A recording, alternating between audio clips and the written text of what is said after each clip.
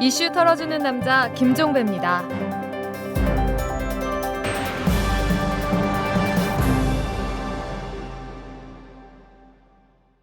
2월 25일 월요일에 보내드리는 이탈남입니다.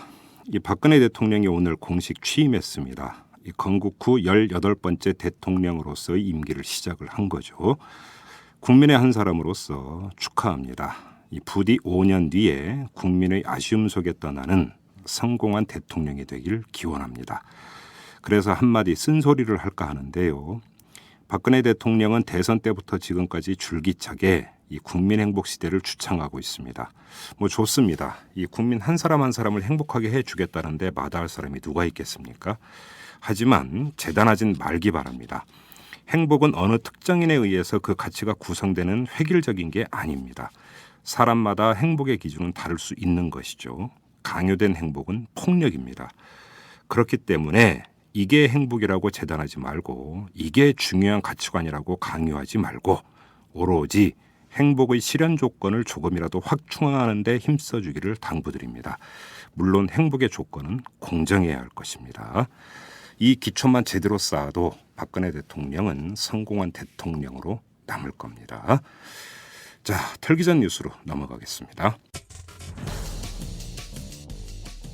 박근혜 대통령이 오늘 공식 취임을 했는데요. 취임사를 통해서 경제 부흥과 국민 행복, 문화 융성을 이뤄내고 희망의 새 시대를 만드는 위대한 도전에 나서겠다.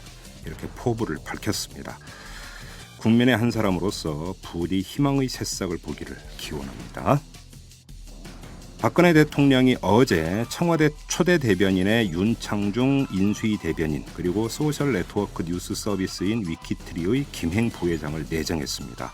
최상화 춘추관장 내정자는 인수위 업무와의 연속성과 전문성 등을 고려해서 이같이 결정됐다고 배경을 설명을 했는데요. 윤창중 대변인 결국 살아남는군요. 한진중공업 노사가 어제 분교의 최대 쟁점이었던 158억 원 규모의 손해배상 소송 철회 등의 최종 합의를 했습니다. 이 같은 노사 합의에 따라서 고 최강서 씨의 장례도 어제 치러졌습니다. 죽음으로 이룬 타결이라고밖에는 볼 수가 없습니다. 지금까지 털기전 뉴스였습니다. 재벌과 모피아의 함정에서 탈출하라. 종횡무진 한국경제. 재벌 개혁에 앞장서온 김상조 교수. 그가 한국경제에 던지는 8가지 질문. 우리가 몰랐던 한국경제의 진실을 파헤칩니다. 더 이상 경제 권력자들의 눈속임에 속지 마세요. 종횡무진 한국경제. 오마이뉴스가 만드는 책 오마이북. 자, 오늘은 날이 날이니만큼 박근혜 정부 5년을 미리 내다보고 이 박근혜 대통령이 경계해야 할 것이 뭔지 짚어보는 시간을 갖도록 하겠습니다. 함께 말씀 나눌 두 분을 모셨는데요. 한 분 한 분 소개를 해드리겠습니다. 자, 먼저 정상호 서원대 교수 모셨습니다. 안녕하세요. 반갑습니다. 네, 그리고 이철희 두문정치전략연구소장 모셨습니다. 안녕하세요. 네, 안녕하십니까. 네. 자, 오늘 0시부로 박근혜 대통령의 임기가 시작이 됐습니다. 자, 그리고 이제 오늘 11시에 이제 취임식도 있었는데 좀 하나하나 좀 짚어봤으면 좋겠습니다. 먼저 박근혜 정부 출범 이후를 짚기 전에 12월 19일 날 대통령 선거에서 이긴 이후 그건 2달여 동안의 박근혜 대통령의 행보 일단 이거부터 좀 짚어봤으면 좋겠는데 이걸 짚다 보면 자연스럽게 또 앞날도 좀 내다볼 수 있지 않겠습니까? 자, 정상호 교수님. 그 취임까지 60여일 동안의 어떤 박근혜 그때는 당선자 신분이었는데 당선자 신분의 어떤 그 행보에 대해서 총평을 한다면 어떻게 평가를 하시겠습니까? 예, 일단은 오늘 출범식입니다. 그래서 그 출범식에 임하는 진보 개혁 진영이랄까요? 이런 네. 쪽에서의 자세에 대해서 뭐 이따 몇 차례 말씀드리겠지만 네. 저희들이 미리 예단하거나 예. 이러지 말고 조금 이제는 진지함과 진중함을 갖춰서 네네. 기본적으로는 우려 섞인 기대를 하고 있습니다. 그래서 우려 섞인 기대. 예, 그러니까 우리가 좀 객관적으로 좀 평가하려는 그 자세가 네네. 필요하다고 생각하고요. 네. 2달간의 인수위 활동을 보면은 공과가 있는 것 같습니다. 먼저 조금 예외적으로 잘한 점을 좀 칭찬해주고 싶은 부분이 있다고 한다면 그동안 선거 과정에서의 전리품의 제도적 장치였던 저는 그 자문위원회를 폐지했던 거 어허. 이런 부분들에 예. 대해서는 과거의 인수위보다는 개선된 점이라고 생각할 네. 수 있습니다. 그동안 자문위원회라는 것이 아시다시피 그 정치인이라든지 예비 정치인들의 그 경력 관리라든지 이 부정과 잡음의 소지가 참 많았습니다. 예, 예. 두 번째 이제 규모의 내실화 예. 역대 인수위 중에서는 최경량 인수였다는 점에서는 좀 평가할 부분이 있습니다. 네. 그러나 전체적으로 보면은 대단히 문제를 많이 갖고 있습니다. 그래서 그 결과가 지금 그 반쪽 정부의 구성으로 좀 나타나고 있습니다. 네. 인수위에 주어져 있는 제도적으로 보장되어 있는 역할들, 네. 그러니까 국정 로드맵에 제시라는 부분은 어느 정도 소화를 했지만 차기 정부의 인선과 조각의 밑그림을 그리는 장치, 예. 그다음에 정부 조직법과 같은 국정 운영의 기반 네. 초석을 가는 가장 중요하게 인수위에게 부여되어 있던 본질적인 역할들을 해내는 데 대해서는 네. 저는 실패 혹은 대단히 많은 결함을 보여줬다. 어. 그리고 뭐 본질적으로 이것이 뭐 제도적인 차원에서의 문제점도 있습니다만은 가장 중요한 거는 당선자로서의 그 리더십이 갖고 있는 불통의 이미지를 인수위 과정에서 소통의 이미지로 전환시켰어야 되는데 네. 그런 점에서 제가 아까 우려 섞인 기대라고 얘기했던 부분들 그러니까 지금 반쪽 정부의 출범이라든지 네. 인선 과정에서의 잡음이라든지 이런 네. 것이 어떤 그 제도적인 문제보다는 대통령제도의 가장 중심적인 허브라고 할 수 있는 대통령의 역량과 인식의 문제점의 반영이라고 보일 수 있습니다. 네. 그렇게 저는 큰 틀에서 바라보고 있습니다. 예. 이철희 소장님은 어떻게 평가하십니까? 글쎄요, 뭐 썩 잘했다고 보기는 어렵겠죠. 어떤 점에서요? 뭐 어떤 점에서 잘 못했다 말하기보다는 별로 잘한 게 없으니까. 왜 이렇게 박정하세요? 좀. 아니 그래서 그 별로 뭐 박 대통령이 큰 기대하지 마라. 네. 라는 거를 초반부터 좀 인식시켜 준 거 아닌가 싶고요. 오, 예. 그것도 강점이죠, 사실은. 뭐 역대 대통령들이 높은 지지를 누리다가 계속 이렇게 빠지는 어떤 대통령은 또 취임 후 얼마 안 돼서 바로 위기에 봉착하는 네. 그런 경험들이 있기 때문에 처음부터 이제 너무 큰 기대를 하지 않도록 하는 것도 뭐 저는 전략적으로 그렇게 나쁜 선택 같지는 않아 보이는데요. 네. 그런 점에서 보면 상당히 현실적 감각을 갖고 좀 국정을 운영할 것 같다는 느낌은 받습니다만. 그래요? 네. 예. 그러니까 뭐 과도하게 욕심 부리지 않을 테고. 저는 오버하지 않는다. 좀 상당히 안정적으로 갈 가능성이 있는데 다만 이제 우리 뭐 예컨대 표현을 하자면 책 제목에 표현하자면 볼링 언론처럼 네. 나 홀로 볼링 하듯이 나 홀로 컨셉을 가지고 계속 국정을 운영한다 뭐 굉장히 힘들어지는 상황들이 오겠죠. 본인이 예. 아무리 현실적 인식을 하거나 예. 안정적으로 운영하려고 하더라도 대한민국의 지금 덩치가 소득 2만 불이 넘어서 있는데다가 민주화된 지가 벌써 뭐 수십 년이 지났고요. 게다가 경제 규모가 뭐 세계 10위, 11위 하는 나라를 혼자서 운영할 수 있다라는 거는 대단히 위험한 생각이기 때문에 네. 조만간 그런 것 때문에 저는 노이즈들이 생길 것 같아요. 누수가 생길 것 같아서 예. 이런 문제점들을 본인이 얼마나 이제 충분히 성찰하느냐가 가장 중요하다고 볼 텐데 예. 그런 점에서 보면 나홀로라는 컨셉을 유지한다는 점에서 보면 기대치를 많이 높이지 않은 게 예. 그나마 다행일 거다. 그것도 어떻게 보면 박당선인의 현실주의적 사고의 반영이지 않을까라는 생각도 해봅니다. 그러니까 지금 우리 정상호 교수님은 주로 이제 불통 이쪽에 좀 방점을 찍어서 이제 진단을 해주신 것 같고 이철희 소장님은 지금 독주 이쪽에 좀 맞추신 것 같은데 결국은 불통과 독주가 동전의 양면 아니겠습니까? 그렇죠. 네, 뭐 그러니까 그런 점에서 이제 평가는 거의 비슷한 것 같은데 제가 좀 궁금한 게 한 가지가 있어요. 뭐냐면 일반적인 보통 사람의 정서는 내가 이제 그 대통령이 됐어요. 2월 25일부터 임기가 시작이 돼요.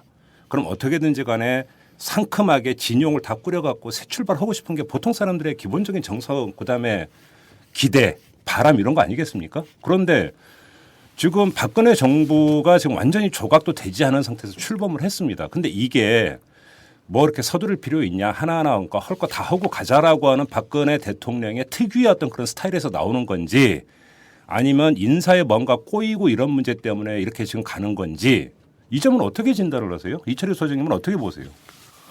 벽에 부딪힌 거죠. 벽에 부닥친 걸로 그럼 이게 보십니까? 정상은 아니죠. 비정상이라고 봐야 되는 것이고 네. 이게 뭐 아무리 상황이 이렇게 되니까 차근차근 가자 이렇게 뭐 나름대로 거기서 좀 좋은 측면으로 보려고 하는 것도 뭐 저는 뭐 나름대로 일리가 있다고 봅니다만 예. 비정상적인 건 사실인 거고요. 예. 당선인 신분의 총리를 지명할 수 있는 권한도 주고 그 총리가 재청구까지 행사할 수 있게끔 해준 거는 네. 나름대로 다 이유가 있는 것이고 나름대로 헌정 질서의 어떤 틀을 만드는 것인데 예. 그걸 못 지켰다라는 거는 지금 뭐 얼마나 언론에서 비판을 하는지는 모르겠습니다만 충분히 잘못된 것이고요. 네. 그거는 좀 바로잡는 게 필요한데 문제는 그게 이제 야당이 발목 잡아서 그런 거냐 아니면 뭐 인사를 하다 보니까 불가피하게 뭐 이런 실패 때문에 그런 거냐라고 볼 수 있습니다만 가장 중요한 건 역시 대통령이 뭐랄까 이 정치권을 중심으로 본다면 야당과 뭔가 타협하지 않으려고 하는 자세. 본인이 너무 옳다. 예. 내 생각대로 좀 했으면 좋겠다라고 예. 하는 것이 저게 과연 이제 저 대통령으로서 어배주의를 존중하겠다는 것인지 아니면 여당과 야당 간의 타협이라는 게 정치의 본질인데 네. 그걸 하겠다는 것인지 예. 이런 것들에 대한 우려 때문에 사실은 지금 이렇게 이 뭔가 순조롭게 진행 안 된다는 것보다 그 진행을 막고 있는 원인을 무엇인가 놓고 보면 저는 더 심각하다고 보는 편입니다. 예. 근데 좀 제가 좀 그 보강 질문을 드리고 싶은 게 예를 들어서 그 내각 같은 경우는 국회를 거쳐야 되잖아요. 인사청문회를 거쳐야 되니까 뭐 검증 문제나 이런 것 때문에 흠결 없는 사람 찾다 보니까 풀이 좁고 그래서 참 그 벽에 부닥쳤다 이런 얘기가 성립이 될 수 있겠지만 하나의 바로미터가 청와대예요. 청와대 같은 경우는 뭐 수석이나 비서관 같은 경우가 인사청문회를 거치는 것도 아니고 자기가 정말로 이제 비서진 아닙니까? 그럼 얼마든지 데려다 쓸 수 있는 건데 지금 비서진도 완전히 지금 그 편제가 이루어진 상태에서 출범을 한 게 아니지 않습니까? 이렇게 본다면 이걸 꼭 벽에 부닥친 것으로만 또 볼 수 있는 것이냐라고 하는 문제도 있는 것 같아요. 그래서 한번 여쭤보는 건데 정상훈 교수님은 어떻게 보세요?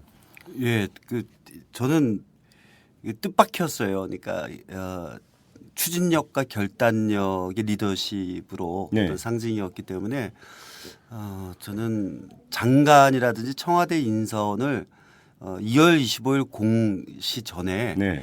저는 그 완벽하게 맞출 줄 알았습니다. 왜냐하면 예. 보통 이 대통령 제도에서 이게 흔한 양상이 아니에요. 그렇죠. 정부 조직도 그렇고요. 또 보수주의 혹은 보수주의 정당들이 약속하고 있는 것 중요한 원칙 같은 것들이 전통이라든지 질서라든지 이런 것들에 대한 존중입니다. 네. 그런 점에서 볼 때 이건 대단히 예외적이고 기이한 현상입니다. 이거 일반적인 현상이 아닙니다. 그렇죠. 그런데 그 원인이 뭘까? 일단 뭐 김종필 선생님께서 이야기하신 측면도 있지만 제가 볼 때는 기본적으로 역사구조적으로 한국 보수의 인재풀의 약점들이 아닌가. 그래요? 네, 총리 예. 때서부터 저는 15년 정치 활동을 하신 분이고 예. 그것도 이 자녀적인 지위가 아니라 예. 집권 여당의 대표 혹은 제1야당의 리더였습니다. 네. 그래서 그 인맥치고는 참 좁다. 예. 누가 보더라도. 예.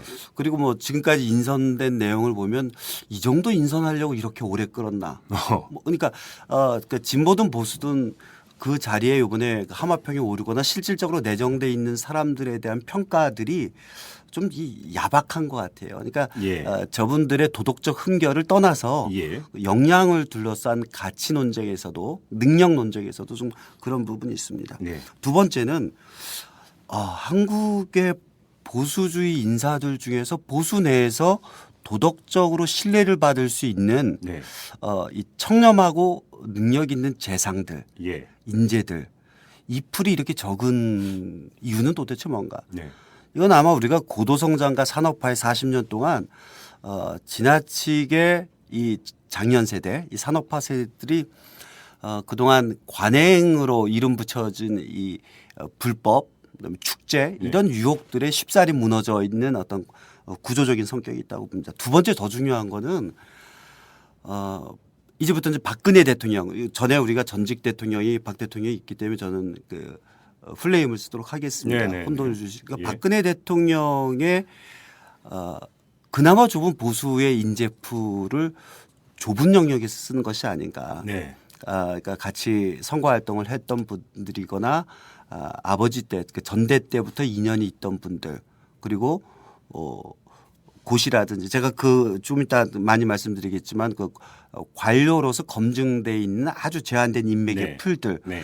그러니까 도덕적으로 좁은 데다가 자기가 알고 있는 이게 친인척은 아닙니다만 자기하고 연고권이 있는 검증된 인사를 활용하다 보니까 적재적소에 그 법적으로 주어진 시간 안에 사람들을 쓰는데 예. 좀 어려움을 겪고 있다. 특히 이제 청문회 제도라는 또 예. 이런 어떤 예. 장벽이 또 있다 이렇게 네. 볼 수 있습니다. 우리가 이제 그 어릴 때 학교나 이런 데서 배울 때 인재는 널리 구하는 거다 이렇게 배우지 않았습니까? 그죠? 네, 그렇죠. 그러니까 널리라고 하는 이 부사가 지금 성립이 안 되고 있는데 널리가 부사 맞죠? 네. 예, 그렇죠. 네. 기초지식 여기서 꼬름 나면 안 되겠죠. 부사 맞죠? 예, 널리 구한다 이렇게 돼 있는데 뭐 유비의 삼고초려는 관두고 김대중 대통령이 그 임동원 씨를 그러니까 그 내각에 데려가는 과정에서 여러 번 만나서 설득을 했다. 이런 아주 유명한 일화가 있지 않습니까? 그러면 오히려 그런 경우는 참으로 예외적인 경우다. 결국 이런 얘기밖에 안 되는 거네요. 박근혜 대통령이 인사 스타일을 볼 때는. 그죠? 예. 자기하고 지근거리했고 가까이였고 지금까지 교류해오지 않은 사람들 같은 경우는 그 사람의 능력이 어떠든지 간에 별로 그러니까 고려 대상에 놓지 않는다.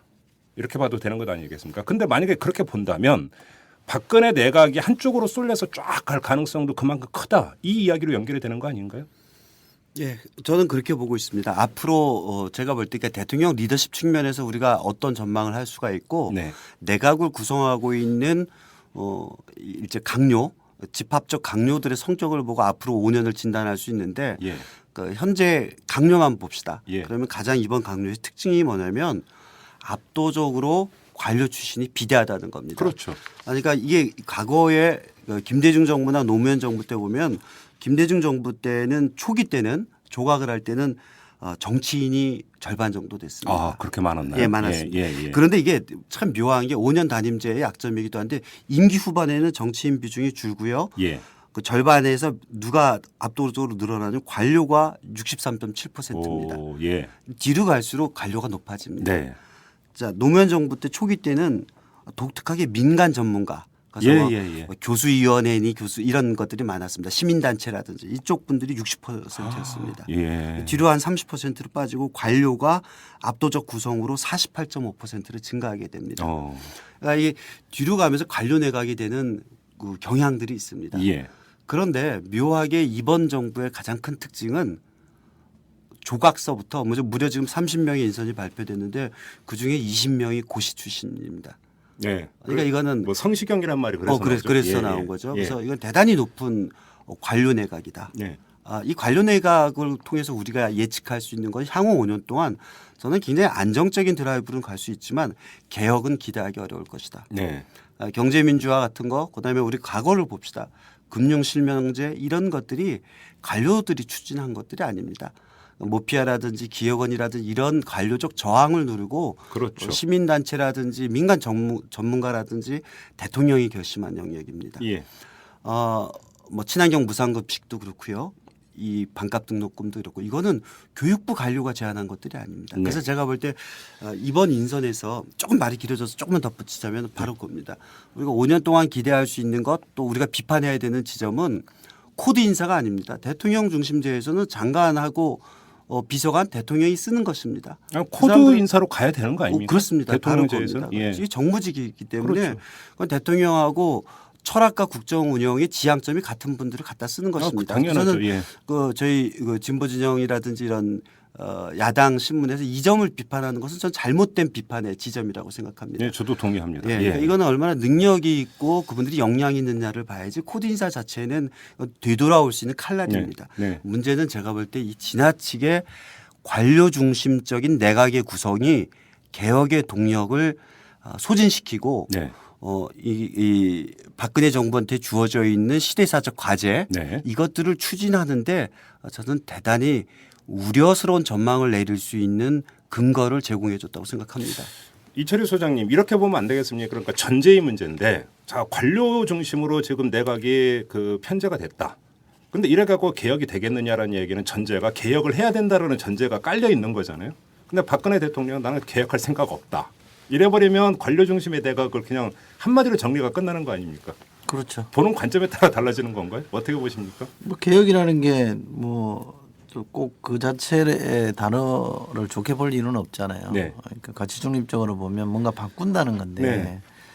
박 대통령은 바꾸고 싶어 하는 거죠. 본인이 공약이나 이런 걸 그런 걸 보면. 그리고 사실 집권 6개월 안에 뭐 몇 %를 해야 된다 이런 얘기가 뭘 나오긴 바꾸겠다고 합니다. 하면 본인이 개혁하겠다는 자세인데 예.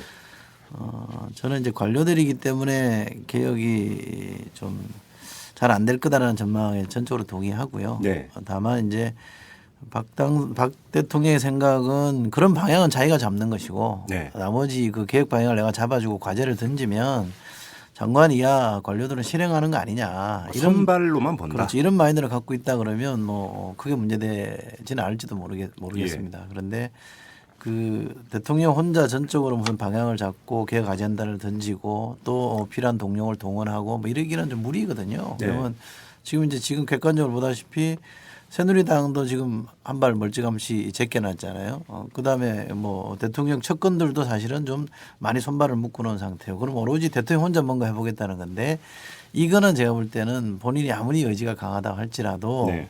과도하다 이거죠. 네. 지금 같은 시대에 만기 칠람하는 거는 굉장히 위험할 수 있고 자칫 그러다 보면 정보 홍수에 빠져서 일회 홍수에 빠져가지고 어디로 가는지도 모르고 쫓아갈 수 있는 상황이 벌어질 수 있기 때문에 예. 또 약간 좀 비하하는 표현인지 모르겠습니다만 정보 형수에 빠뜨려서 어디로 갈지 모르게끔 만드는 게 관료의 주특기거든요. 아주 세련되게 예, 그렇죠. 아주 세련되게 예. 어디로 갈지 모르게 만들어 버리는 거기 때문에 예. 그런데 빠질 우려가 있다라는 게 좀 걱정스러운 대목이죠. 근데 이제 그 이슬 소장께서 만기 칠남이라고 하는 표현을 쓰셨는데 그것을 보완해 들어가는 게 결국은 청와대의 비서진 특히 수석들 아니겠습니까? 네. 그러면 수석 진용을 어떻게 평가를 하십니까? 아니 수석들도 그러니까 저는 청와대 제 경험에 비춰보면 청와대는 두 가지가 중요하다고 생각하는데요. 이게 비서기 때문에 뭐 나서면 안 된다 이런 얘기는 사실 그건 책상에서는 하는 얘기고 현실적으로는 그렇지 않잖아요. 그렇죠. 예. 청와대가 국정의 중심이잖아요. 그렇죠. 그러면 전체 내각이나 국정을 운영하는 아퍼레이터 역할이 분명히 있단 말이에요. 오퍼레이터 역할을 누군가 해야 될 것이고 그다음에 전체 상황을 디자인하고 가는 사람이 필요하거든요. 네. 디자이너가 또 있어야 되는데 그 두 사람을 누가 할 거냐 지금 청와대에서 봤을 때 네. 비서실장이 할 거냐 정무수석이 할 거냐 예. 아니면 뭐 국정기획수석인가요? 예. 뭐 수석이 할 거냐라고 보면 제가 그분들을 잘 몰라서 그런지 모르겠는데 제가 알고 있는 그분들의 이력이나 면면들을 봐서는 조금 안 맞는 것 같아요. 롤이 안 맞는 것 같단 말이죠. 그러면 그래요? 그거조차도 대통령한테 가든지 아니면 보이지 않는 인포멀한 무언가가 만들어져 있든지 둘 중에 하나인 거죠. 사선을 말씀하시는 겁니까? 비선이 있을 수도 있는 거죠. 예. 그러니까 지금 공식적인 면면 가지고는 잘 안 될 것 같으니까 대통령이 혼자 다 하거나 아니면 보이지 않는 뭐가 있거나 예. 둘 중에 하나겠죠. 예. 그럴 경우에는 조금 더 위험해질 수 있는 상황이 있기 때문에 오호. 지금 청와대 비서실이 이 전체를 아프레이팅하고 디자이닝 하는 데 있어서는 좀 안 맞는 것 같다. 아. 이러면 대통령의 전국 구상의 큰 틀이 본인 중심으로 굴러간다. 예. 이렇게 보는 거죠. 정상호 교수님은 청와대 진용은 어떻게 평가하세요? 글쎄요. 아직 뭐 청와대 그 진용들이 다 공식 발표가 안 돼 있어 갖고요. 그렇죠. 그리고 그것만으로는 너무 지금 평가하기 좀 제한된 정보이지만 예. 지금 언론에서 본 것 중에 가장 흥미롭게 제가 밑줄 치고 싶은 부분은 이제 3실장 체제가 됐지 않습니까? 그렇습니다. 그래서 어떻게 보면 그 직능이라든지 권한은 강화됐는데 실질적으로 거기를 메운 인물들, 예. 그러니까 인사들 보면은 거기에 좀 못 미치는 것이 아니냐. 그래서 네. 오히려 대통령의 독주 네. 그리고 대통령과의 독대 예. 이런 어떤 그리고 좀 이철희 소장님께서 말씀해 주신 그 비선 조직이라든지 예. 공식적인 제도 이외의 다른 예. 채널들의 가동 가능성 오. 그러니까 이런 것들에 대한 우려 섞인 전망들 네. 이것의 근거를 그런 의미에서 제공해 주는 것 같아요. 그러니까 그 부처라든지 청와대는 과거보다 굉장히 커졌습니다. 네. 근데 거기를 메워 있는 인사들을 보면 거기에 걸맞는 그런 기대를 갖기에는 조금 네. 약한 거 아닌가 예. 이런 그 전망들에 전 동의를 하고 있습니다. 비선 가능성을 지금 두 분이 공히 지적을 해주셨는데 비선이 움직여 가지고 사실은 그러니까 국정에 긍정적인 영향을 미치는 경우를 제가 별로 그 과문한 탓인지 모르겠지만 별로 기억이 나는 게 없습니다. 오히려 말썽만 부렸고 그런데 지금 이제 갓 출범한 박근혜 정부에서도 비선 가능성을 이야기를 한다는 것이 이건 좀 심각한 문제인 것 같은데 이거는 좀 그 더 정밀하게 한번 좀 체크를 해봐야 되는 문제인 것 같고요. 이 점은 어떻게 보십니까? 그 이명박 이제 전 대통령이 됐습니다. 이명박 전 대통령 같은 경우는 결국은 여의도 정치를 무시하지 않았느냐, 청와대 독주로 갔다 이런 지적이 많이 있었는데 그 지금 여의도와의 관계가 어떻게 설정이 될 거라고 생각하십니까? 근데 이제 그 박근혜 대통령 같은 경우는 여의도에서 이른바 잔뼈가 굵은 사람이고 이명박 전 대통령과는 다르다. 그래서 오히려 정치를 중시하지 않겠느냐라는 일각의 기대 섞인 전망도 있습니다만 두 분은 어떻게 전망을 하십니까? 박 대통령의 잔뼈는 청와대에서 하신 거죠. 알겠습니다. 예. 근데 저는 그 정부 조직 개편이 하나 시금석이라고 보는데 예. 저는 두 가지 측면에서 박 당선이 얼마나 야당과 타협하려고 하는 자세를 가질 거냐에 주목을 했고요. 네. 또 하나는 타협하기 위해서는 결국 여당에게 재량권을 줘야 되거든요. 새누리당한테 예, 어느 정도는 예, 재량권을 그렇죠. 줘야 타협이 되는 건데 네. 이 두 가지 점에 주목을 해봤는데 결국 박 대통령이 선택한 길은 그냥 원안을 고집하는 거고 예. 타협이 안 되더라도 마이웨이 하겠다라는 것 같아요. 예. 어떻게 보면 제가 만약 대통령이라 그러면 빨리 약간 양보하더라도 정상적으로 출범하는 게 더 중요할 것 같은데 네. 그런 여론이 있었음에도 불구하고 그걸 무시하고 원안을 고집하겠다는 얘기는 저는 상당히 중요한 메시지를 던지고 있다. 그래서 아까 말씀드린 대로 의회주의자의 면모를 보기는 조금 어렵다는 느낌이 있고요. 예. 그렇게 예. 보면 이명박 대통령은 조금 다를지 모르지만 형태는 조금 다를지 모르지만 본질은 크게 다르지 않을 것 같다는 거고요. 그거는 뭐 되게 대통령이 된 사람들은 되게 그런 유혹에 빠지는 거죠. 그렇죠. 대통령이 예, 되고 예. 나면 예. 의회라는 게 굉장히 거추장스럽고 네. 또 야당의 이 비판이라는 게 발목 잡기로 비춰지는 게 다반사니까 예. 그런 유혹에 빠질 텐데 첫 이 시금석부터 저렇게 풀면 이후도 저는 조금 걱정스럽습니다. 그렇습니까? 네. 정상우 교수님은 어떻게 진단하세요? 예, 뭐 걱정스러운 부분은 있습니다. 즉 그 걱정의 근거는 박근혜 대통령의 의정 활동의 기록들이 주로 선거에서의 승리한 기록입니다. 그러니까 그렇죠. 예, 야당하고의 협상이라든지 타협이라든지 이것이 아니라 오히려 그 본인이 야당일 때는 그 사학법을 둘러싸고 장애투쟁이라든지 그러니까 네. 어떻게 보면은 굉장히 여성 정치인이지만 야당이라든지 정당을 대하는 태도는 전투적인 입장이었다는 것들이죠. 그러네요. 그런 경력들이 예. 그래서 우려스럽지만 그러나 어느 국가든지 성공한 대통령의 기록들의 공통점은 소통입니다. 그러니까 예. 이 소통이라는 거는 국민하고의 소통이고 국민과의 소통의 본질은 야당, 예. 비판 세력과의 소통입니다. 예. 우리가 이 근현대에서 벌써 우리가 60년 이제 정부 건국 이후로 한 60여 년이 지났지만 한 번도 못 가져본 게 성공한 대통령, 성공한 정부입니다. 네. 그런 점에서 박근혜 대통령한테 미리 바라고 싶은 것들 중에 하나가 이 야당하고의 관계 설정이라는 것이 대단히 중요하다. 네. 청와대와 강요는 대통령의 국정 철학에 맞는 인사들을 쓰되 네. 야당하고의 소통은 이거는 정말 대화라든지 협상이라든지 아까 이철희 소장님께서 의회주의자로서의 면모를 강조했는데 네.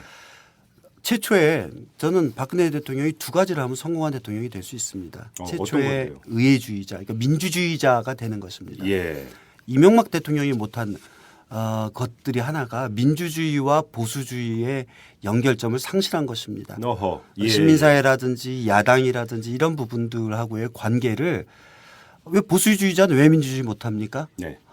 이런 부분들을 복구해내는 것. 네. 이건 정말 그 보수주의자로서의 대단한 실험입니다. 두 번째는 미리 뭐 결론을 말씀드리면은 경제민주화 복지라고 하는 우리 시대에 주어져 있는 과제들 예. 이 부분에 대해서 어느 정도 자기한테 박근혜 정부 5년 동안 이 문제를 해결할 것이냐. 예. 저는 이 두 가지가 성공한 정부, 성공한 박근혜 대통령을 평가할 수 있는 네. 바로미터가 될 거라고 확신합니다. 그래요? 그런 점에서 의회하고의 야당하고의 관계 설정 네. 특히 두 가지를 좀 당부드리고 싶습니다. 하나는 저희 작년에 선거학회 정당학회에서 조사를 해보니까 그 당정협의 고위 당정협의회든지 여야 간의 그 당정 채널들 이것이 한계는 있지만 의원들조차도 이것의 필요성들을 강하게 느끼고 있습니다. 네. 야당하고 자주 만나고 여당한테 자율권을 주는 것 예. 이것이 핵심입니다. 두 번째는 예. 야당 대표하고의 이 채널들 뭐 여야 영수회담 과거에 보면은 우리가 전국 운영이 봉착됐을 때 그것을 타개하는 제도적 활로로 많이 사용했었습니다. 네. 이 부분을 좀 상설 협의체로서 좀 활용을 하는 것 예. 이런 것들을 통해 갖고 대통령제의 입법적 기능은 사실 정부가 아닙니다. 사실 의회가 해야 되는 거죠. 예. 그래서 전 좋은 대통령의 욕심이 있다라면 정말 여의도 정치를 넘어서 청와대와 야당 그리고 국회하고의 이 정상적인 관계 설정 네. 이 부분에 좀 욕심을 좀 내라고 좀 당부드리고 싶습니다. 근데 관련해서 그럼 제가 한번 두 가지를 여쭤보겠습니다. 대선 과정에서 박근혜 당시 후보죠. 박근혜 당시 후보는 야권까지도 포함하는 이제 뭐 협의체를 만들겠다고 그러니까 약속한 바 있지 않습니까? 네네. 국가 지도자 회의. 예. 그다음에 또 한 가지 지금 박근혜의 복심 내지 박근혜 입으로 불리는 이정현 전 의원을 지금 정무수석으로 앉혔어요. 자, 이런 것들이 오히려 야권과의 관계를 확실히 하기 위한 그다음에 계속 소통 구조를 창출하기 위한 그런 인사 이런 걸로 해석될 여지는 없습니까? 어떻게 보십니까? 저는 좋은 지점이라고 생각합니다. 그러니까 국가 지도자 협의회 같은 것들은 여야가 사실은 공통으로 약속한 겁니다. 네. 그러니까 이런 것들은 저는 머뭇머뭇거릴 필요가 없죠. 그러니까 야권의 진용이 확정되는 대로 네. 이런 채널들은 가동해야 되는 거고요. 네. 두 번째, 이명박 정부, 그러니까 노무현 정부 말기서부터 이명박 정부까지의 청와대의 정무 라인들이 굉장히 약화됐습니다. 맞습니다. 정무 예. 특보 체제로 됐었죠. 네. 이명박 정부 때. 그다음에 노무현 정부 말기 때는 정무수석실 자체가 폐지가 네. 됐었고요. 이거는 대통령이 이게 정무수석의 가장 중요한 역할은 정당하고의 관계 채널입니다. 네. 그런 점에서 저는 대통령의 복심이라고 불려지는 이정현 의원이 이정현 정무수석이 그 역할을 해야 되는 거죠. 정무수석의 기능 활성화. 예. 개인뿐만 아니라 정무수석실 자체가 예. 그런 기능을 좀 활성화해야 된다고 보고 예. 그런 점에서 볼 때는 저는 이 정무수석실이 그런 역할을 할 수 있는 전조 혹은 뭐 희망적인 해석도 그건 가능한 지점입니다. 예. 이철희 소장님 어떻게 보세요? 저는 조금 다른 예, 생각인데 저는 국가 지도자 회의 이런 거 좀 불필요하다고 생각하고요. 그렇습니까? 예. 대통령이 의회가 아닌 다르게 뭐 민의를 수렴하거나 합의를 만들어낼 수 있는 장치에 자꾸 이렇게 뭐라 그럴까요? 좀 애착을 갖기 시작하면 당연히 의회라는 게 조금 허술하게 대우할 수밖에 없는 네. 점이 있어서 저는 그냥 정석대로 헌정 질서에 맞게 가면 된다. 예. 그냥 의회를 존중해서 의회 의견을 충분히 고려하고 가면 된다는 게 제 생각이고 나머지 장치들은 대체로 보면 그걸 우회하기 위한 장치로 만들었더라. 그런 예. 점에서 보면 별로 저는 좋은 문제의식 같지는 않다는 생각이 들고요. 국가 지도자 회의라는 게 뭐겠습니까? 그러니까 정당의 지도자들을 넣는다 그러면 이미 의회에서 다 소화가 되는 거고 그다음에 이 정치인들을 넣는다 그러면 그분들이 누구로부터 누구를 대변하고 있는 건지 누구를 대표하고 있는지도 애매한 거 아닙니까? 그러니까 사회 저명인사 원로들만 데려다 놓고 뭐 국가 지도자 회의 한다는 것도 우선 모양 생각하고요. 네. 정무석이 이정현 접근을 한 거는 저는 긍정적으로 작동할 수도 있다고 봅니다만 예. 우선 그냥 상식적으로 비춰보면 예. 이정현 정무석이 대통령의 뜻을 잘 전달하긴 할 거예요. 예. 그러나 반대편의 얘기 다른 의견과 이 반대편의 의견을 대통령한테 충실히 전달할 거냐 어허. 이 부분에 대해서 별로 잘 모르겠습니다. 별로 확신이 예. 없어서 예. 정무수석은 대통령의 뜻을 전달하는 기능만 있어서는 안 되고 네. 반대의 소통도 이루어져야 되거든요. 그렇죠. 그러면 예. 대통령한테 얼굴 붉히는 한이 있더라도 네. 본인의 얘기를 충분히 들어서 전달할 줄 아는 네. 그러면서 본인의 얘기를 할 줄 아는 게 있어야 되는데 네. 과연 노라고 할 수 있을까? 너무 가까이 있고 예. 너무 이 생각을 잘 반영하시는 분이라서 그럴 수 있다면 더더욱이 좋겠습니다만 지금까지 경험에 비춰봤을 때 할 수 있을까라는 의문이 있는데 최근에 뭐 제가 듣기에는 물밑에서 이정현 정무석이 야당 쪽 국회의원들을 열심히 지금 접촉하고 있다 그래서 그래요? 저는 뭐 내심 좀 롤은 잘 잡고 있는 것 같다. 그래서 나름 기대는 있습니다만 왜 접촉을 하고 있답니까? 아무래도 이제 열심히 심부름하겠다. 예. 의견을 듣겠다라고 한다고 그래요. 예. 그런 어프로치는 잘하고 있는 것 같아요. 예. 그러나 이게 이제 결국 대통령이 이걸 받아줘야 그렇죠. 그렇죠. 열심히 듣고 와라 이렇게 해줘야 되는데 열심히 전달해라 이렇게 가버리면 네. 수석이 재량권이 없어지니까 또 힘들어지는 거죠. 일단 그렇죠. 시작은 뭐 괜찮다고 봅니다. 그렇습니까? 자, 이번에는 그러면 좀 틀을 바꿔서 이제 박근혜 대통령을 주어로 놓지 말고 이번에 정당을 한번 주어로 놓고 얘기를 해보죠. 먼저 새누리당인데 이명박 정부, 그러니까 새누리당 같은 경우는 전통적으로 이 기질과 성향이 있다. 뭐냐면 치받는 것은 전혀 없고 일렬 정도로 도열하는 데는 아주 익숙한 정당이다. 이런 평가가 상당히 많이 있었습니다. 이명박 정부에서도 그런 현상이 아주 두드러지게 나타났다고 보고. 그런데 이번에도 마찬가지일 거라고 전망을 하십니까? 새누리당이 여당으로서 어느 정도 또 조정을 해주고 쓴소리를 해주느냐에 따라서 청와대를 한편으로는 견제하고 균형을 잡아갈 수도 있는 것 아니겠습니까? 새누리당의 이런 기능과 역할 기대하기는 너무 어려운 겁니까? 이철희 소장님. 좀 어렵죠. 되게 여당이 좀 곤혹스러운 처지가 있잖아요. 예. 뭐 그거는 지금의 여당만 그런 게 아니라 지금의 야당이 여당일 때도 사실은 예. 그 심지어 노무현 전 대통령이 대통령 재임하던 시절에 당정 분리를 내걸었잖아요. 그러니까 당정 분리면 당이 자기 목소리를 내도 되는 거거든요. 네. 근데 제가 알기로는 대통령이 뜻이 법안이든 뭐든 뜻이 거부된 경우는 거의 극소수입니다. 아. 거의 예외적인 케이스지. 예, 대개 예. 이제 수용하고 따라가 주는 거란 말이죠. 예.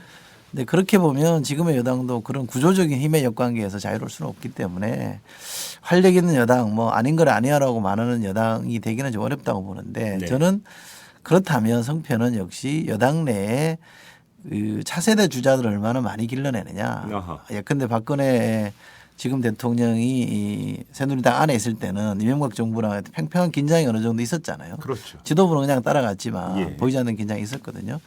그렇게 해야 그게 건강하게 전 유지할 수 있는 점이 있어서 예.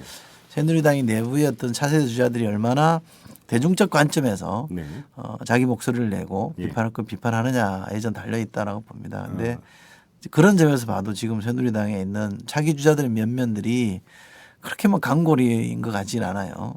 그리고 예. 또 쓴소리를 막 해댈 사람 같지는 않아서 예. 또 그럴 가능성이 있는 사람은 또 대중성이 좀 약해 보이고. 근데 일반적으로 박근혜 대통령은 2인자가 등장하는 것을 강력히 견제하고 누르는 그런 스타일이라고 하지 않았습니까? 그렇죠. 그럼 박근혜 정부 초기 때 2인자 그룹이 등장하는 여지는 오히려 더 없다고 봐야 되는 거 아닙니까? 아니 그러니까 내각이나 이런 데서는 없다고 봐야죠. 예. 그 인자는 길러지는 게 아니고 아, 스스로 커야죠. 투쟁을 통해서 그 지위를 획득하는 겁니까? 그렇죠. 예, 정상호 교수님은 어떻게 보세요? 이게 저는 이 5년 단임 대통령제가 이 어떠한 조건에도 움직이지 않는 확고한 어떤 원칙 같은 게 있어요. 그러니까 뭐냐면 총리를 비롯해서 장관, 예. 수석 이 중에서 예스가 아니라 노라 할 수 있는 사람을 배출해내지 못하는 제도다. 아, 이 제도는 기본적으로 예, 거기서 뭐 용기 있게 그러면 과거 정권 때 기억나십니까? 어떤 분들이 그러셨는지. 아, 치받은 경우요? 뭐 치밥뿐만 아니라 예. 그 대통령에 대해서 예. 우리가 노라고 할 수 있는 내각, 예. 총리 예. 이런 건 저는 없다라고 생각합니다. 두 번째. 고 김근태 의원께서 계급청 떼고 한 번 붙자는 거는 거기에 해당이 안 되는 건가요? 그렇죠. 그러니까 그런 것들이 어떻게 보면 활성화가 못 됐죠. 예, 그러다가 예. 잠복했던 거 아닙니까? 사실 네, 네. 공론화조차 이게 안 됐던 거니까 예. 실질적으로 뭐 기급장 떼고 논쟁이 안 됐지 않습니까? 그렇죠. 이건 대통령제의 효과입니다. 네. 또 두 번째가 이제 그 의원 집단들 또 네. 한국에서 이 여당의 종속적 주의를 벗어나기 참 구조적으로 어려운 것 같아요. 네. 대통령제. 네. 그런데 묘하게 우리 한국의 역사의 선례를 찾아보면 그런 지점들이 있어요. 네. 그러니까 대통령한테 노라고 할 수 있는 정당, 네. 여당이든 야당이든 그건 언제냐면 지금 아까 이철희 소장님도 얘기했지만 주류나 신진 세력의 출현의 시점들입니다. 네. 저는 박근혜 정부가 다음 총선을 전후로 해서 그런 시점이 객관적으로 그 안에 누가 있는지는 잘 모르겠습니다. 그러나 시점과 여건은 된 것 같아요. 그러니까 이명박 박근혜로 상징되는 한나라당서부터 새누리당까지의 한 20년의 주류들, 그러니까 친박과 친이를 상징됐던 새누리당의 이 메인스트림들이 이제 거의 이 자기 역할들을 이제 다 했다고 보입니다. 네.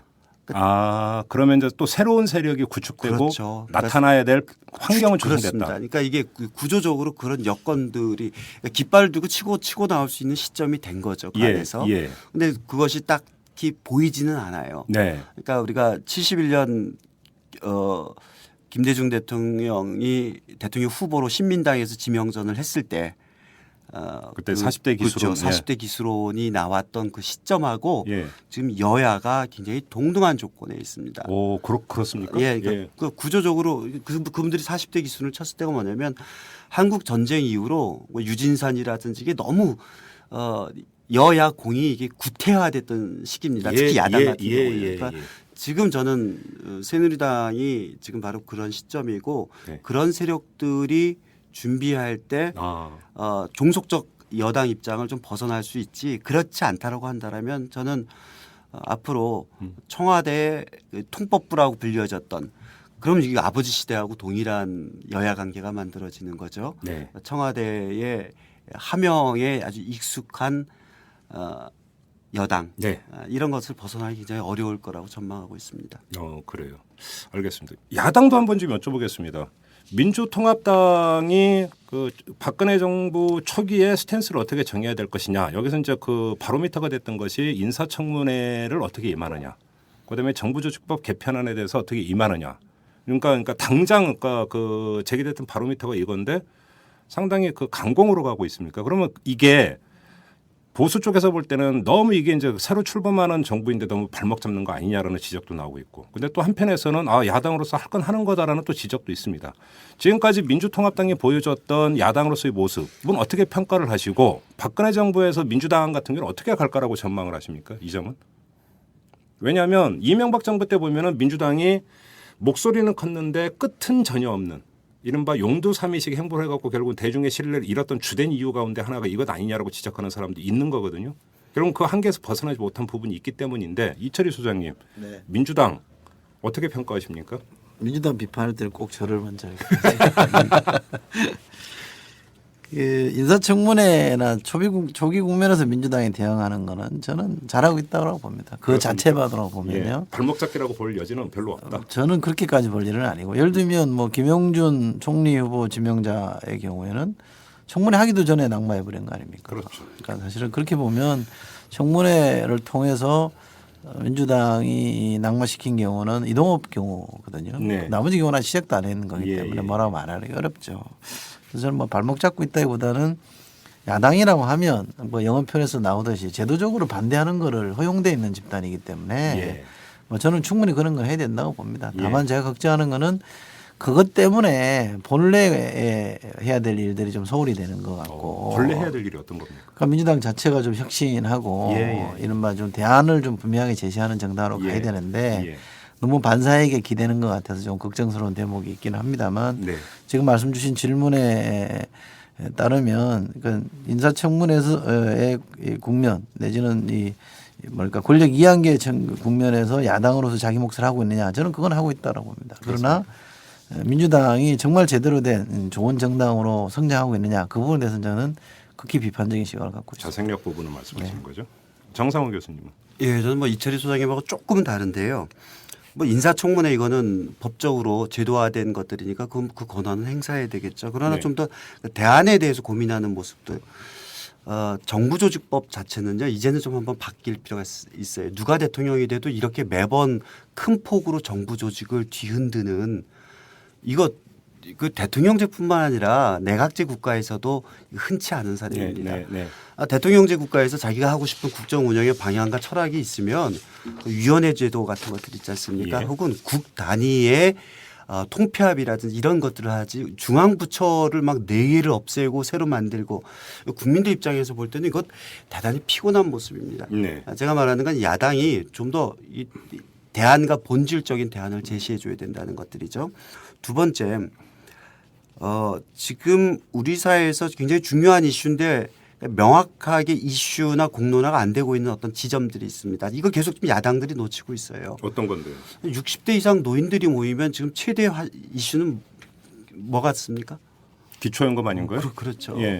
이 지금 기초연금의 공약의 이행 여부 지금 가닥을 잡고 있는 이 부분들이 맞는 건지 그다음에 그 4대 중증보험에 대한 전액 국가의 이런 부분들 있지 않습니까? 정책 프레임을 전혀 못 잡고 있다. 그렇습니다. 지금 엉뚱한 데서 그 대부분의 많은 시민들이 볼 때 정부조직법의 내용들 그다음에 뭐 또 인사청문회는 뭐 어차피 주어진 권한이니까 행사를 하지만 그런 것들에 너무나 많은 야당의 전투 능력을 소진하고 있다는 거 보여줍니다. 그러니까 이번 대선이 가장 흥미로웠던 것들이 747 공약과 같은 성장 과제가 없이 경제 민주화라든지 복지라든지 이것이 여야가 합의했던 이슈인데 이런 부분들에 대해서 조금 시기를 상실하는 것이 아닌가 이런 점이 하나 있고 두 번째는 민주당의 혁신하지 않는 것이 문제가 아니라 예.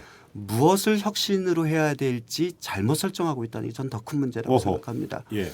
민주당은 혁신을 지금 얘기를 하고 있지만 지금 나오고 있는 뭐 온라인 모바일 투표 같은 거 이거 민주당의 당원을 넘어선 그러니까 유권자들 지지자들한테는 관심 없는 내용입니다. 네. 오히려 더 본질적인 내용들 민주당의 본질이라고 할 수 있는 호남 민주당의 개혁 문제. 예. 민주당에서 가장 비판적인 것이 호남적입니다. 사실은 예. 민주당의 그 기득권화되어 있는. 그다음에 민주당의 혁신의 방향을 무엇으로 설정한가에 대한 사회적 합의나 공론화가 이루어지지 못한 것. 네. 지금 어떤 분들은 민주당은 지금 무엇을 바꿀지 지금 모르고 있습니다. 그래서 저는 민주당을 어떻게 바꿀지에 대한 마스터 플랜을 먼저 세우는 것. 네. 그런데 그것에 비해서는 지금 굉장히 그 지엽적인 문제, 예. 전당대 뭐 시기라든지 모바일 당대표에 투표를 폐지할 거냐 말 그렇습니다. 거냐. 예. 당원의 제도라든지 이런 일반 시민이 관심이 없는 자기들만의 그 기득권 문제로 민주당의 개혁을 접근하는 것이 네.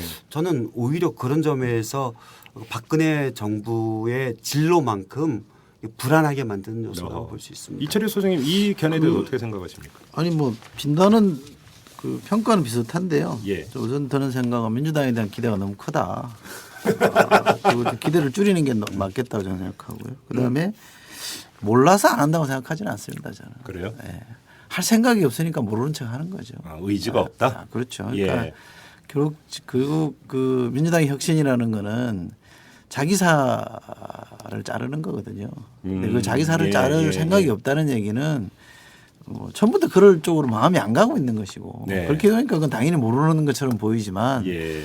그걸 회피하고 싶은 거죠. 그러니까 저는 이게 정상적으로 민주당이 혁신의 과제를 예를 들면 혁신위원회라는 걸 띄워서 혁신 과제를 아무리 도출한들 해서 그게 되겠느냐. 네. 저는 그 방식은 안 통한다고 보고요.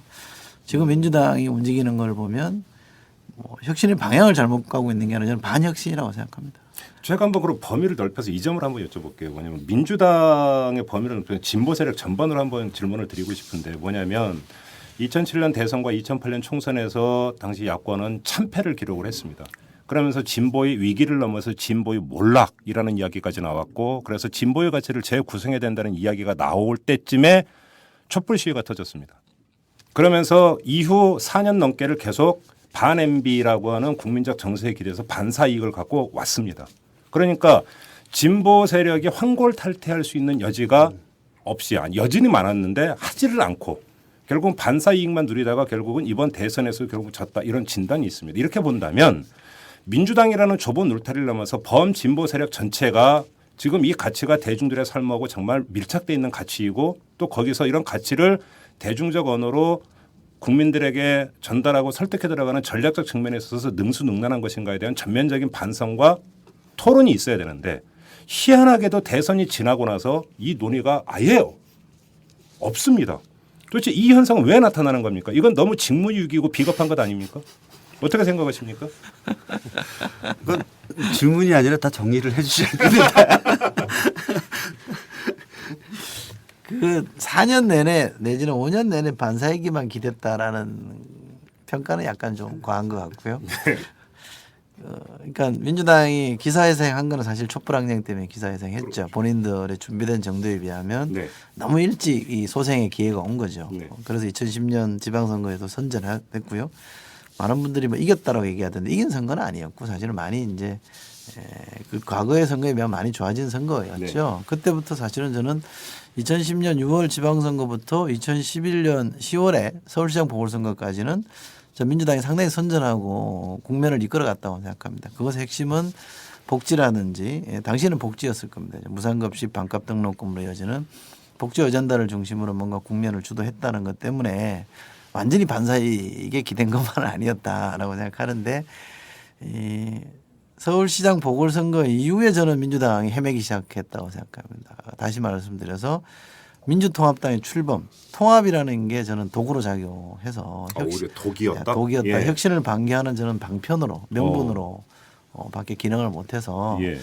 결국 혁신 없는 통합이 얼마나 험한 것인지를 아하. 두 번의 예. 총선 대선이라는 큰 선거에서 확인된 거 아니냐. 그렇게 보면 그 이후에 또 이 잘못된 거는 충분히 저는 공감합니다만 짧지만 그리고 약간 소극적으로 주도한 거긴 하지만 민주당이 어떻게 했을 때 국면을 이끌고 가더라라는 건 저는 검증이 돼 있다고 보거든요. 그러면 그 길을 그런 점에 좀 주목해서 민주당이 갈 길을 찾는 게 맞다고 보고요. 통합이 왜 저는 혁신을 방기하는 방편이었다 보면 인적 쇄신이 전혀 이루어지지 않은 네네. 통합이었기 네. 때문에 네. 그건 혁신이 아니었던 거죠. 예. 그 나쁘게 말하면 담합이었단 말이죠. 네. 앞으로도 마찬가지입니다. 저는 아무리 큰 통합을 하더라도 원래 있던 세력끼리 모여가지고 나눠 먹는 식의 담합으로는 절대 전 새로운 변화를 만드는 동력이 되기 어렵다고 봅니다. 그래요. 정상훈 교수님. 뭐 큰 틀에서는 같습니다. 조금 뭐 보완이랄까요? 뭐 좀 제 나름대로 그 문제를 바라보는 시선에 대해서 말씀드리면 이게 한국에서는 결국은 현재 정당 구종에서는 연합 정치나 뭐 공동 정부라는 것이 야당의 구조적인 패턴으로 정착될 수밖에 없습니다. 온건 다당제이기 때문에 네. 앞으로 또 이런 어떤 절대 다수 투표제 속에서 이 승자 독식을 강조하는 이 구조 속에서 어떻게 진보나 중도 개혁 정당인 민주당이 연대하지 않을 수 있겠습니까? 이거는 구조적인 것입니다.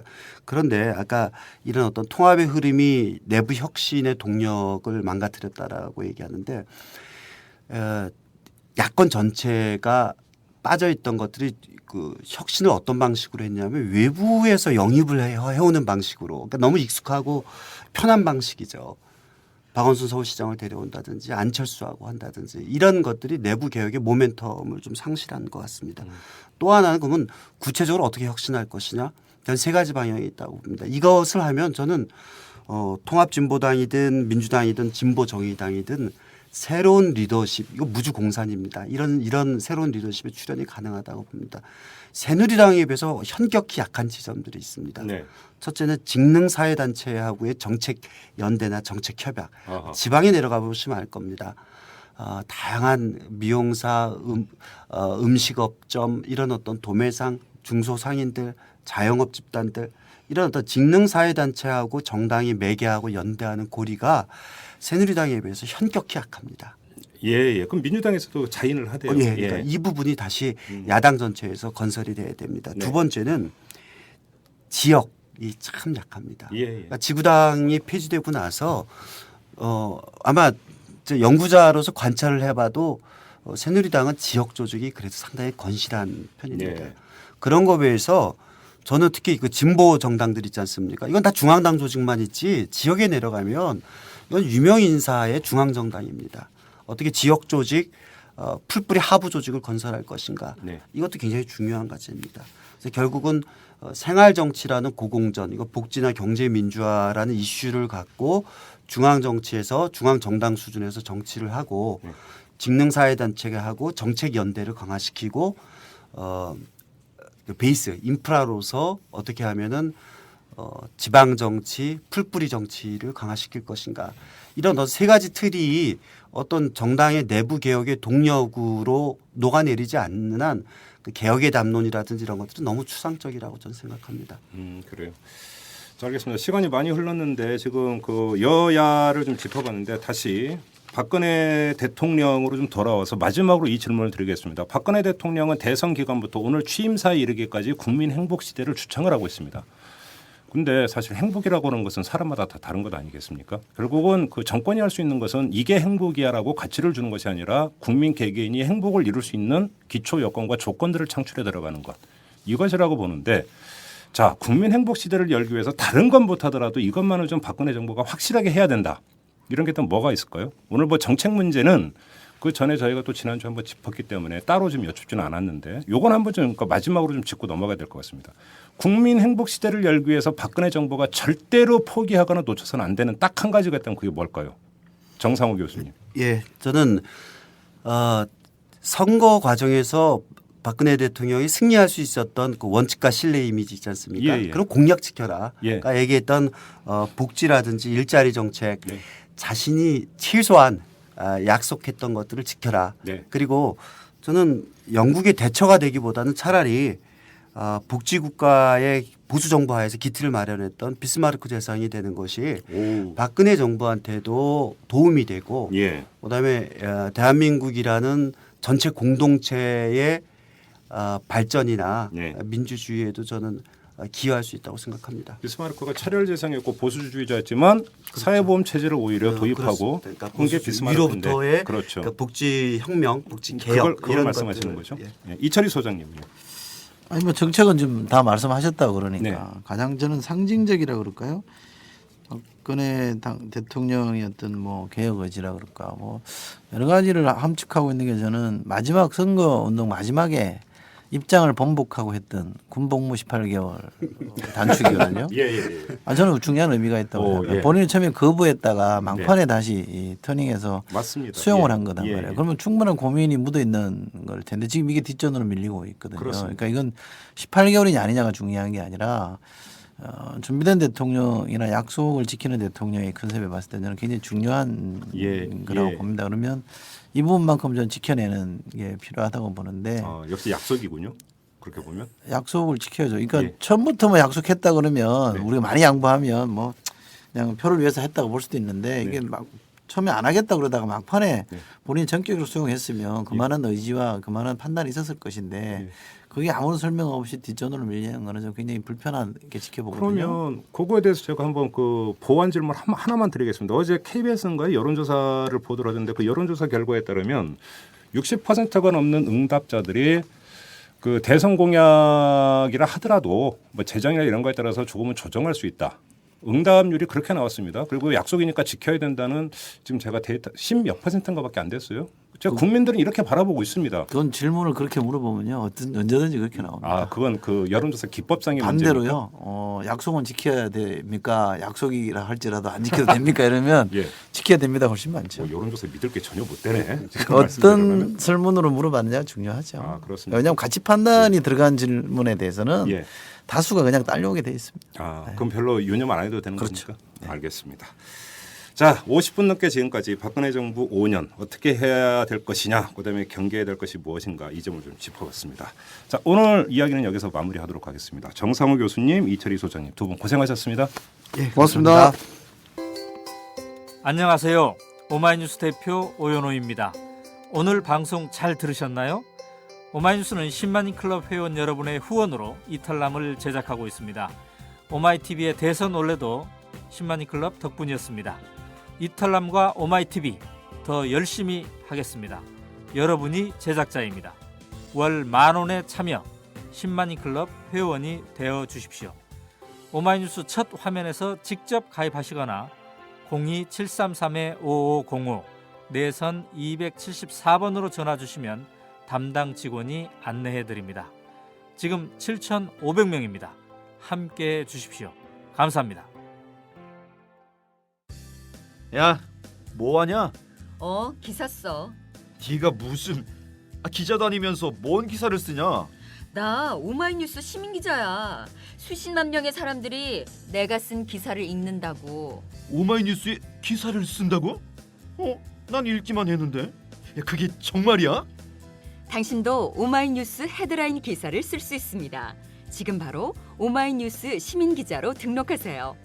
세상을 바꾸는 주인공이 될 수 있습니다. oma이뉴스.com